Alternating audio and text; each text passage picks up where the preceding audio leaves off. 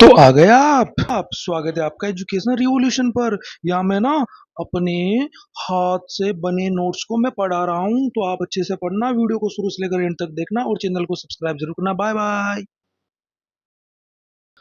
Hello नमस्ते दोस्तों, स्वागत है आपका आपके अपने चैनल एजुकेशनल रिवॉल्यूशन पर। तो हमने इस चैनल पर पटवारी एग्ज़ाम 2025 जो कि अगस्त में अपना होने वाला है, उसके लिए हमने जियोग्राफी की सीरीज स्टार्ट की है। इसके साथ हम सभी चैप्टर वो सभी सब्जेक्ट हम पढ़ेंगे जो कि पटवारी एग्ज़ाम के लिए इम्पोर्टेंट है और जो पटवारी एग्ज़ाम में आएंगे।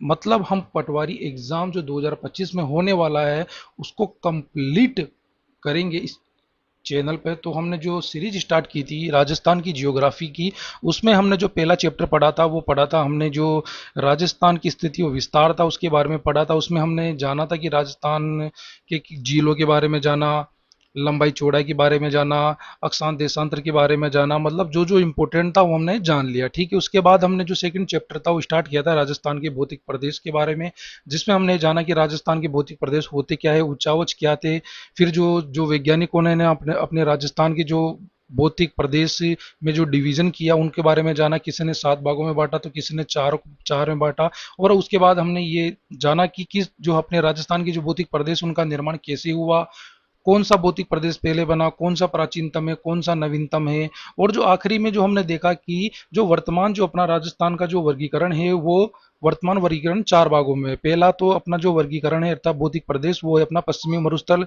जो द्वितीय है वो है अपना अरावली पर्वतमाला, जो तृतीय जो भौतिक प्रदेश है राजस्थान का वो कौन सा है, पूर्वी मैदान, और जो आखिरी जो चतुर्थ जो अपना भौतिक प्रदेश है वो है दक्षिण पूर्वी पठारी एरिया। तो ये 4 भौतिक प्रदेशों के बारे में हमने आखिरी में देखा था। अब आज से हम इन एक एक भौतिक प्रदेश को डीपली स्टडी करेंगे ताकि अपना एक भी क्वेश्चन जो अपना आने वाला पटवारी एग्जाम उसमें ना छूटे। तो जो आज हम ले रहे हैं वो सबसे पहले ले रहे हैं हम पश्चिमी मरुस्थल को। ठीक है, तो जो पश्चिमी मरुस्थल है उसमें हम देखते हैं सबसे पहले कि जो पश्चिमी मरुस्थल है उसमें हमें क्या मिला, अवशेष मिले किस चीज के, तैतीस सागर के। और हमने देखा था जब पिछली वीडियो हमने देखा कि जो उचावच जो भौतिक प्रदेश का निर्माण कैसे हुआ, तो उसमें हमें देखा था कि 2 प्लेटें थी, अंगारा लैंड और अगली जो प्लेट थी गोंडवाना लैंड, दोनों के बीच में तैतीस सागर था। जब दोनों करीब आई तो तैतीस सागर की भूसन्नति ऊपर उठी, अलग अलग स्थलाकृतियों का निर्माण हुआ। तो आज जो हम देखते हैं भौतिक प्रदेश को जो हम डीपली पढ़ रहे हैं उसमें पश्चिमी मरुस्थल को, कि ये पश्चिमी मरुस्थल आखिर अवशेष है किसका, तो ये अवशेष है तैतीस सागर का। अर्थात जो पश्चिमी मरुस्थल है इसका जो निर्माण है वो निर्माण हुआ था तैतीस सागर के अवशेष से, जो भूसन्नति थी उससे। ठीक है, अब इसका प्रमाण हमें मिला कैसे कि इसका जो निर्माण है वो तैतीस सागर से हुआ था। तो देखो, पहला जो प्रमाण की अगर हम बात करें तो पहला प्रमाण है अपने पास खारे पानी की झीलें। अर्थात पश्चिमी मरुस्थल में जितनी भी झीलें हमें मिलेगी वो सब कौन सी है, खारे पानी की झीलें। और समुद्र जो होता है, सागर जो होता है, उसकी सबसे बड़ी पहचान होता है खारा पानी। तो एक बात बताओ, इस एरिया में सारी जो झीलें हैं वो सब खारे पानी की है, तो ये बताओ तैतीस सागर का हिस्सा हुआ कि नहीं हुआ। हुआ। दूसरा जो प्रमाण था वो था पेट्रोलियम पदार्थों का मिलना। हमने देखा था कि जब ऊपर की प्लेट अंगारा लैंड, नीचे की प्लेट गोंडवाना लैंड, दोनों की जो नदियां थी वो बहा के ला रही थी क्या, वनस्पति, पत्थर, कंकड़, मिट्टी, ये सब इकट्ठा कर रही थी कहाँ पर, तैतीस सागर के तल पर। तो जब तैतीस सागर दोनों प्लेटों के बीच में दबा तो क्या हुआ, भू आकृतियों का निर्माण हुआ, विभिन्न उच्चावच स्थलाकृतियां बनी। अब जो जैविक अवशेष थे वो कालांतर तक दबे रहे। अब उनके अंदर क्या हुआ, तापमान बढ़ा। वो जो जैविक अवशेष थे उनके अंदर क्या हुआ, तापमान बढ़ा और किसमें कन्वर्ट हो गए, पेट्रोलियम पर। जब पेट्रोलियम पर कन्वर्ट हो गए तो क्या था, दूसरा प्रमाण था कि ये पेट्रोलियम यहाँ पर मिलता है। अब वो कब मिलेगा, जब वो तैतीस सागर का हिस्सा होगा। ठीक है, अगला जो है कोयला, हमने देखा था वनस्पति है, वनस्पतियां भी वहां पर इकट्ठी कर रही थी नदियां, तापमान बढ़ा तो ये कोयले में परिवर्तित होगी, ये भी प्रमाण है किसका, तैतीस सागर का। अगला जो है समुद्री वनस्पति, अर्थात ये पश्चिमी मरुस्थल में एक जिला है जैसलमेर, वहां पर एक गांव है आंकल गांव, वहां पर एक पार्क है हुड फोसिल्स पार्क। ठीक है, वहां पर जो लकड़ी है, वो जो लकड़ी मिली वो लकड़ी किसका अवशेष है, अर्थात ऐसी लकड़ी सिर्फ समुद्र में पाई जाती है। इसका मतलब ये है कि जो पश्चिमी मरुस्थल है वो किसका अवशेष है या किसका भाग है, तैतीस सागर का भाग था। अर्थात पूर्व में तैतीस सागर हुआ करता था यहाँ पर। ठीक है, ये हमने जान लिया। अब बढ़ते हम आगे। अब देखो, ये क्या है, एशिया का मानचित्र है, ठीक है, ये अपना इंडिया है। ये क्या है, अफ्रीका है। अब जो 33 सागर है, उसने क्या है, एक बेल्ट बनी हुई है, ठीक है, मरुस्थलों की एक 33 सागर की बेल्ट बनी हुई है, जो पहले 33 सागर था यहाँ पे, ठीक है। वो क्या, इस बेल्ट में एक एक गोबी का मरुस्थल, जो कि कहाँ पर है, मंगोलिया चाइना में है। एक ये अरब मरुस्थल, एक अपना कौन सा है, थार का मरुस्थल, और एक ये सारा मरुस्थल। इन चारों को मिलाकर एक बेल्ट बनती है, पैराबोलिक बेल्ट, जिसको नाम दिया क्या, ग्रेट पोलियाट्रिक। क्या नाम दिया, ग्रेट पोली आर्टरिक। अगर क्वेश्चन पूछे कि थार का मरुस्थल या पश्चिमी मरुस्थल किसका हिस्सा है, ऑप्शन में अगर ग्रेट पोलियाट्रिक दे दे तो आंसर यही होगा, ठीक है। ये हमने देखा। अब आगे हम बढ़ते हैं।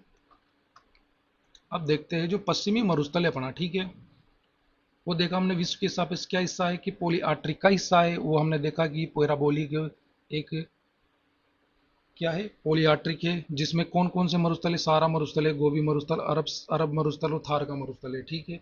अब भारत के सापेक्ष अगर जो पश्चिमी मरुस्थल है, वो हिस्सा हमने देखा थार का मरुस्थल का हिस्सा है, कौन, पश्चिमी मरुस्थल, ठीक है। ये भी हमने फर्स्ट चैप्टर में देख लिया था। भारत में इसे थार का मरुस्थल कहते हैं, ठीक है। अब बात करते हैं जो थार का मरुस्थल है, ये कहाँ कहाँ फैला हुआ है। ये है पंजाब, हरियाणा, राजस्थान, गुजरात और पाकिस्तान तक, अर्थात 5 जगह तक ये फैला हुआ है, ठीक है। अब हम बात करते हैं अगली, पश्चिमी मरुस्थल का जो विस्तार है। अब आते हैं हम अपने मरुस्थल में, राजस्थान में, ठीक है। पश्चिमी मरुस्थल का जो विस्तार है वो कितने जिलों में है, 12 जिलों में। कौन कौन से, जैसलमेर, जोधपुर, नागौर, बाड़मेर, जालौर, बीकानेर, गंगानगर, हनुमानगढ़, चूरू, झुंझुनू, सीकर और पाली। इन 12 जिलों में पश्चिमी मरुस्थल का विस्तार है, ठीक है। अब बात करते हैं हम पश्चिमी मरुस्थल। अभी पश्चिमी मरुस्थल की मोटा मोटी जानकारी मैं बता रहा हूँ आपको, ठीक है। पश्चिमी मरुस्थल का क्षेत्रफल जो है वो कितना है, 2,09,543.25 वर्ग किलोमीटर। ये जो एरिया है, ये राजस्थान का टोटल कितना है, 61.11%, मतलब आधे से भी ज़्यादा एरिया राजस्थान का किस में आता है, पश्चिमी मरुस्थल भौतिक प्रदेश में आता है। अब ये अपना ये राजस्थान का क्या है, नक्शा है। ये क्या है, एक रेखा है। इसके इधर क्या है, पश्चिमी मरुस्थल है। ये कितना भाग है, थार, अब थार के मरुस्थल में अगर इसका हिस्सेदारी देखें तो 60% हिस्सा की इसका है, पश्चिमी मरुस्थल का, किसमें, थार के मरुस्थल में। अब जहां पर थार के मरुस्थल में अगर सिर्फ इस मरुस्थल की बात आए, ठीक है, सिर्फ मरुस्थल मरुस्थल की बात आए, तो अपने जो पश्चिमी मरुस्थल है उसका एरिया कितना है, 1,75,000 वर्ग किलोमीटर, जो कि राजस्थान के कुल क्षेत्रफल का कितना है, 52% हिस्सा है, ठीक है। अब बढ़ते हैं हम आगे। अब बात करते हैं जो पश्चिमी मरुस्थल है उसका विस्तार और ढाल, ठीक है। ये क्या है, राजस्थान का मानचित्र है। ये एक रेखा है, ठीक है। इसके इधर पूरा क्या है, पश्चिमी मरुस्थल। ये रेखा क्या है, इसको मैं आगे बताऊंगा, ठीक है। इधर क्या है, पूरा पश्चिमी मरुस्थल है। इस पश्चिमी मरुस्थल की जो विस्तार है, उत्तर से दक्षिण का ये वाला विस्तार, ठीक है। ये विस्तार कितना है, 640 किलोमीटर का, उत्तर से, उत्तर पूर्व से दक्षिण पश्चिम, ठीक है। और जो इसका जो पश्चिम से जो पूर्व है, अर्थात उत्तर पश्चिम से दक्षिण पूर्व की तरफ जो विस्तार है वो कितना है, 300 किलोमीटर है। और जो अपना जो ये मरुस्थल है, पश्चिमी मरुस्थल, जैसे ये है पश्चिमी मरुस्थल, मान लो ये है, इसकी जो ढलान है वो ढलान कैसी है, उसकी जो ढलान है, ये ढलान है ऐसी, अर्थात उत्तर पूर्व से दक्षिण पश्चिम की ढलान। अब ये ढलान का कारण ही है कि जो पश्चिमी मरुस्थल में जितनी भी नदियां हैं, वो नदियां किस साइड बहती है, वो नदियां बहती है अपने इस साइड पे, और कहाँ आके गिर जाती है, अरब सागर में। ये किसकी वजह से, ढलान की वजह से। क्योंकि जो पश्चिमी मरुस्थल की जो प्लेट है उसकी ढलान कैसी है, उसकी ढलान है उत्तर पूर्व से दक्षिण पश्चिम, यानी कि ऐसे है ढलान, ठीक है। अब हम बात करते हैं पश्चिमी मरुस्थल में जनसंख्या के बारे में। तो पश्चिमी मरुस्थल में जो जनसंख्या है वो राजस्थान की लगभग 40% जनसंख्या यहाँ निवास करती है, पश्चिमी मरुस्थल वाले भौतिक प्रदेश में क्या करती है, निवास करती है। और ये जो मरुस्थल है विश्व में सर्वाधिक जनघनत्व, अर्थात कम एरिया में ज़्यादा से ज़्यादा, जब जनसंख्या रहती है तो वहाँ का जनघनत्व ज़्यादा होता है। अर्थात ये जो मरुस्थल है बाकी विश्व के जितने मरुस्थल है उनकी तुलना में सर्वाधिक जनघनत्व और जैव विविधता अर्थात अलग अलग प्रकार के यहाँ पर जीव पाए जाते हैं, ऐसा वाला मरुस्थल है। ठीक है, इस मरुस्थल में अर्थात पश्चिम मरुस्थल को जो डॉक्टर ईश्वर प्रसाद शर्मा है उन्होंने क्या नाम दिया, किसकी संज्ञा दी? रुक्स प्रदेश की संज्ञा दी। ये एग्जाम में पूछा हुआ है कि रुक्स प्रदेश की संज्ञा किसने दी पश्चिमी मरुस्थल को? तो किसने दी? डॉक्टर ईश्वर प्रसाद ने। ठीक है, अब आगे चलते हैं। पश्चिमी मरुस्थल में अगर बात करें हम मिट्टी की, तो पश्चिमी मरुस्थल है ये वाला अपना क्या है? पश्चिमी मरुस्थल है। ठीक है, इसमें कौन सी मिट्टी पाई जाएगी? सब जानते हैं कि जहां पर रेगिस्तान होगा, मरुस्थल होगा, वहां पर कौन सी मिट्टी पाई जाती है? रेतीली मिट्टी, या नाम दे दो उसको बालू मिट्टी। और जो रेतीली और बालू मिट्टी होती है इसका साइंटिफिक जो नेम होता है वो होता है एरिडोसोल। ठीक है, एरिडोसोल। अब जो रेतीली मिट्टी होती है उसकी क्या विशेषता होती है कि जो इसके कण हैं वो क्या होते हैं? आकार में क्या होते हैं? बड़े होते हैं। इसके कण जो है आकार में क्या होते हैं? बड़े होते हैं। अब आकार में जब कण बड़े होंगे तो ये बताओ कि जल ग्रहण क्षमता इसकी क्या होगी? कम होगी, क्योंकि जो बड़े कण हैं वो क्या पानी को रोक पाएंगे? नहीं रोक पाएंगे, तो जल ग्रहण क्षमता सबसे कम है इसकी। ठीक है, अब जल ग्रहण क्षमता इसकी जब कम है तो इसकी उत्पादन क्षमता ऑटोमेटिक ही कम होगी। और उत्पादन क्षमता इस एरिया की कम होने का कारण भी है क्या कि यहाँ की जो धरती है अर्थात मरुस्थल की, वहाँ पर नाइट्रोजन का क्या है? अभाव है। और ह्यूमस क्या होती है? जो पेड़ पौधे फूल पत्तियां हम देखते हैं आसपास जितने भी बारिश के मौसम पेड़ पौधे की पत्तियां गिर जाती है वो आगे जाके क्या होती है? मिट्टी में मिल जाती है, क्या करती है? ह्यूमस कहलाती है, वो एक प्रकार से ऑर्गेनिक खाद का काम करती है। ठीक है, अब बात करेंगे कि जो अपना पश्चिमी मरुस्थल वाला एरिया है उसमें क्या है? ये अपना क्या है? पश्चिमी मरुस्थल की धरातल है। ठीक है, अब क्या हुआ? यहाँ पर आती है वर्षा, वर्षा का जल गिरा।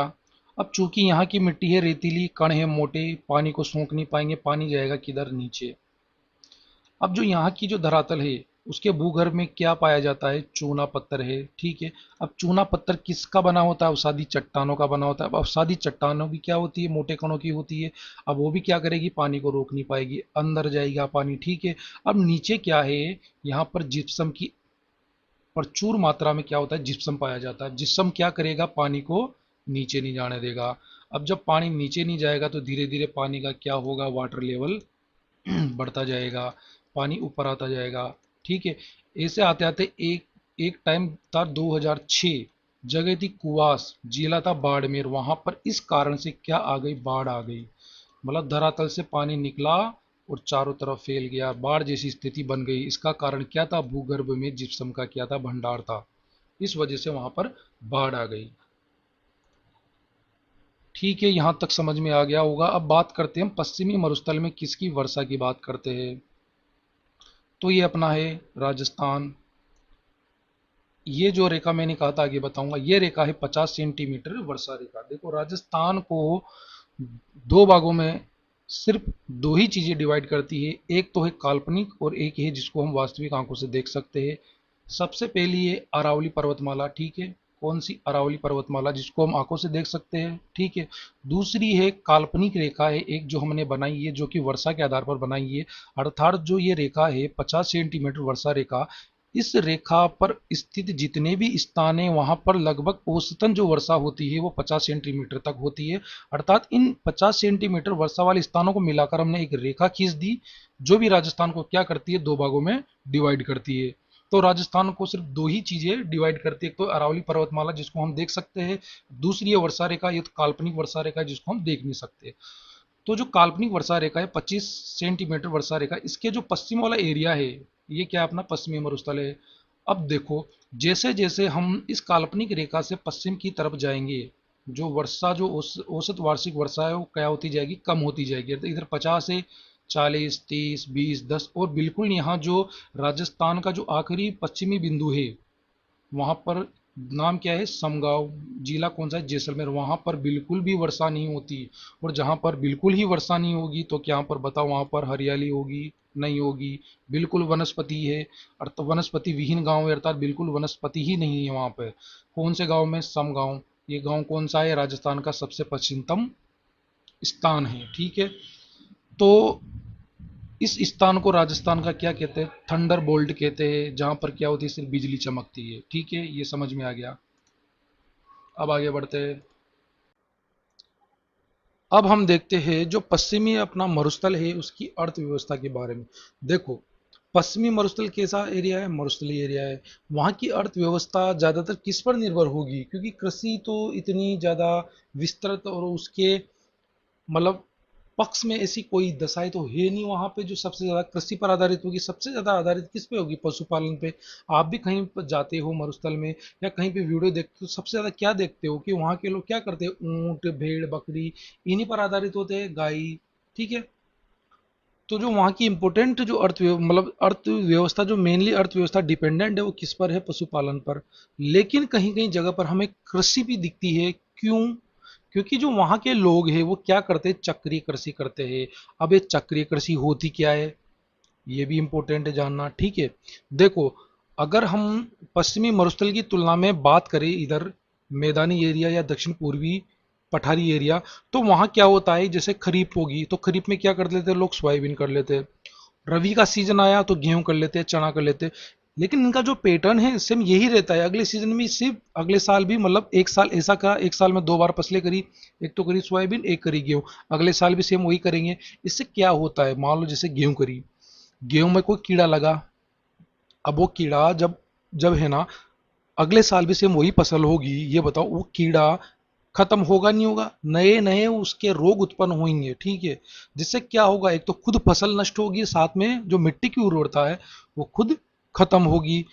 तो इसका इलाज क्या होता है? चक्रीय कृषि। चक्रीय कृषि का मतलब ये होता है कि एक साल आपने सोयाबीन और गेहूं कर लिया तो अगले साल सोयाबीन गेहूं नहीं, कोई दूसरी फसल। इससे क्या है? नई फसल आएगी। जो पुराना रोग, जिस क्योंकि रोग फिक्स होते हैं कि इस फसल के लिए ये रोग, तो वो रोग उस फसल के लिए होगा नहीं जब फसलें चेंज कर देंगे अपन। ठीक है, तो क्या है चक्रीय कृषि में? ये क्या करते हैं यहाँ के लोग, जो पश्चिमी मरुस्थल के लोग हैं, वो क्या करते हैं? फसल को बदल बदल के करते हैं। यहाँ सबसे ज्यादा इंपॉर्टेंट जो फसल होती है वो क्या होती है? उड़द, मूंग और मोट। क्यों? क्योंकि ये जो फसलें उड़द, मूंग और मोट, इनके जो जड़ है उसमें एक जीवाणु पाया जाता है जिसका नाम है राइजोबियम। ठीक है, ये जीवाणु क्या करता है? मिट्टी में नाइट्रोजन का जो स्तर है, लेवल है, उसको बढ़ा देता है। अर्थात मिट्टी में नाइट्रोजन की मात्रा को बढ़ा देता है। अब जब नाइट्रोजन की मात्रा मिट्टी में बढ़ेगी तो उर्वरता क्षमता बढ़ेगी बढ़ेगी। तो ये पिछले जो ये फसल है उड़द, मूंग और मोट, यहाँ पर क्या है?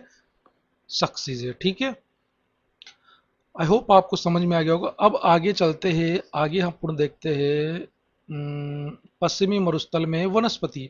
अब नाम आया वनस्पति ने, पेड़ पौधे, आप खुद जानते हो। नाम है पश्चिमी मरुस्थल। मरुस्थल है तो कैसी पाई जाएगी?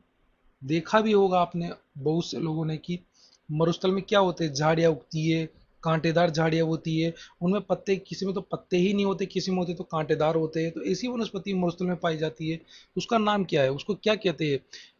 मरुद्भिद वनस्पति, कांटेदार वनस्पति, झाड़ीनुमा वनस्पति। और इनका जो साइंटिफिक नेम है उसको क्या कहते हैं?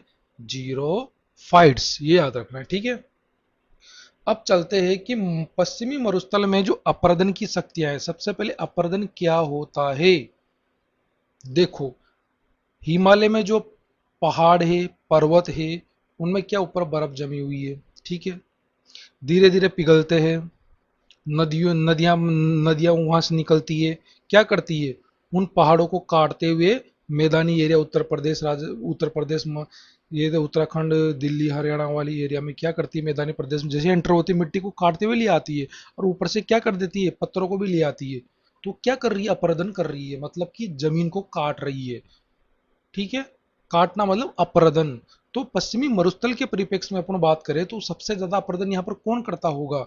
न तो यहाँ इतनी ज्यादा नदियां हैं, न कोई पहाड़ है जहां पर क्या है, मतलब वो बर्फ है, बर्फ जमी हुई है। तो यहाँ पर सबसे ज्यादा अपरदन कौन करती है? यहाँ पर करती है हवा, यानी वायु। ठीक है, तो यहाँ पर वही है कि अपरदन शक्ति क्या? वे शक्तियां जो भूमि का कटाव करती है। सर्वाधिक अपरदन जो पश्चिमी मरुस्थल में कौन करेगी? वायु करेगी। ये क्या करेगी?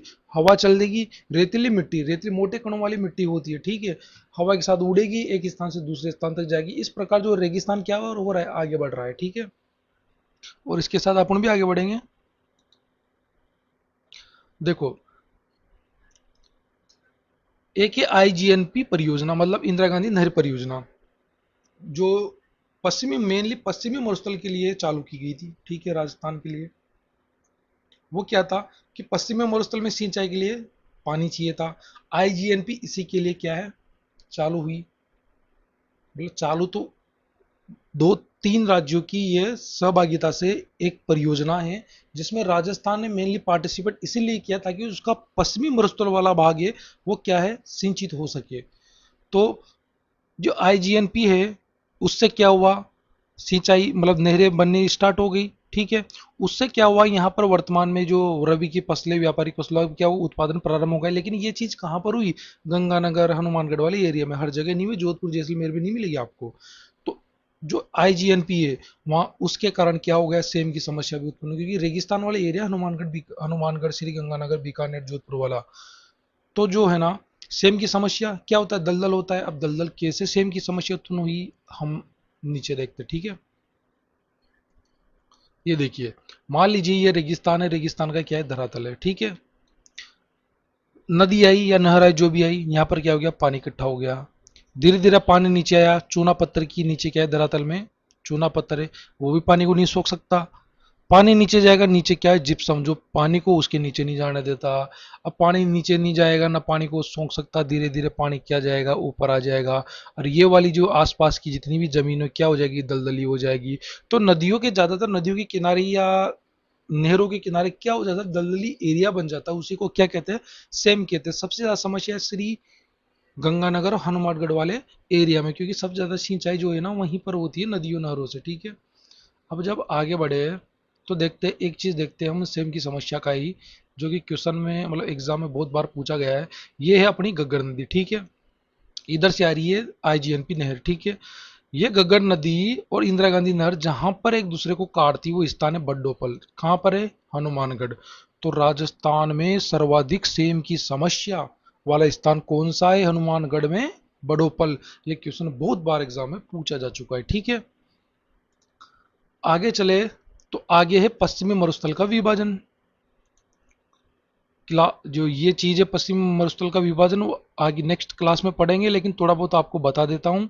इसके बारे में विस्तृत से चर्चा हम अगली क्लास में करेंगे। तो जो पश्चिमी मरुस्थल है अपना राजस्थान का क्या है, मैप है, इधर क्या है, पश्चिमी मरुस्थल है। अब पश्चिमी मरुस्थल है उसको डिवाइड कर दिया आगे जाके कितने, तीन भागों में, अर्थात तीन प्रकार से डिवाइड कर दिया। डिवाइड करने का कारण क्या था, पहला था धरा धरातल की बनावट, दूसरा था वर्षा की समानता, तीसरा था जलवायु भी समान नहीं थी, ठीक है। और वर्षा भी क्या थी, समान थी, सॉरी वर्षा की समानता नहीं, वर्षा की असमानता, ठीक है। इन तीन आधार पर क्या कर दिया, पश्चिमी मरुस्थल को भी तीन भागों में बांट दिया। पहला भाग क्या बना अपना, वर्षा के आधार पर, वर्षा के आधार पर क्या कर दिया हमने, इसको शुष्क मरुस्थल में बांट दिया। दूसरे को अर्ध शुष्क मरुस्थल में, दो भागों में बांट दिया राजस्थान को। और बालू का स्तूप होते हैं, जो मिट्टी, जो रेगिस्तान में जो मिट्टी द्वारा जितनी भी संरचना बनाई जाती है, कहीं पे ढेर होते हैं, वो जो ढेर अलग अलग आकृति के बने होते हैं ना, उनको बालू का स्तूप कहते हैं। और उसके वितरण के आधार पर दो भागों में बांट दिया, मतलब राजस्थान का मतलब पश्चिम मरुस्थल का ऐसा क्षेत्र जहां पर बालू का स्तूप है और जहां पर बिल्कुल ही नहीं है। अगला जो डिवाइडेशन किया वो धरातल के आधार पर कर दिया, रेग। रेग क्या होता है, मतलब रेग होता है ये कि जहां पर मरुस्थल में मिट्टी ना हो, सिर्फ कंकड़ हो, और मरुस्थल हो मतलब चारों तरफ मरुस्थल हो, कंकड़ वाला मरुस्थल है, पथरीला मरुस्थल, उसको क्या कहते हैं, रेग कहते हैं, ठीक है। अगला है हमादा। अब मतलब जो रेग है, रेग होता है कंकड़ पत्थर छोटे छोटे, वो नहीं हो, उसकी जगह क्या हो, चट्टानों से बना हुआ पूरा रेगिस्तान, तो उसको क्या कहते हैं, हमादा। और ईर्ग क्या होता है, ईर्ग मतलब एक ऐसा रेगिस्तान जहां पर रेतीली मिट्टी हो, और वहां पर पर्वत पहाड़ और पूरे रेतीली मिट्टी से ढके हुए हो, बड़े बड़े टीले बने हो, उसको क्या कहते हैं, ईर्ग कहते हैं। इसके इन सब के बारे में हम अगला ही जो चर्चा करेंगे नेक्स्ट वीडियो में करेंगे, क्योंकि नेक्स्ट वीडियो से हम स्टार्ट करने वाले हैं अपना कौन सा चैप्टर, पश्चिमी मरुस्थल का उपविभाजन चैप्टर। तो अपना नंबर 2 ही है, राजस्थान का भौतिक प्रदेश। उसका सब टॉपिक है कौन सा, पश्चिमी मरुस्थल का उपविभाजन, ठीक है। मिलते हैं अगले वीडियो में, तब तक के लिए बाय बाय।